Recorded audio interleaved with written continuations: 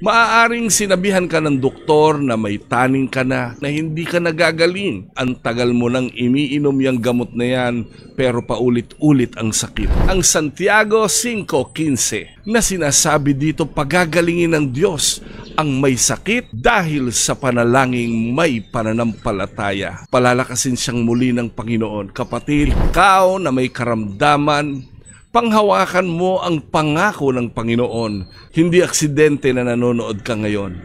Nais ng Diyos na pagalingin ka sa lahat ng uri ng karamdaman na dinaranas mo ngayon. Ang kabilin-bilinan ni Santiago ngayong araw na ito, lalo na sa mga may karamdaman. Panampalatayanan natin na sa ating pananalangin, mayroong Diyos na nagpapagaling, mayroong Diyos ng himala, na kahit ano ang iyong karamdaman, kayang-kaya niyang pagalingin at kayang-kaya niyang ayusin lahat ng uri ng gusot.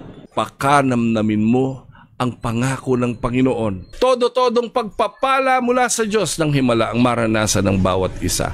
Shalom, shalom, shalom.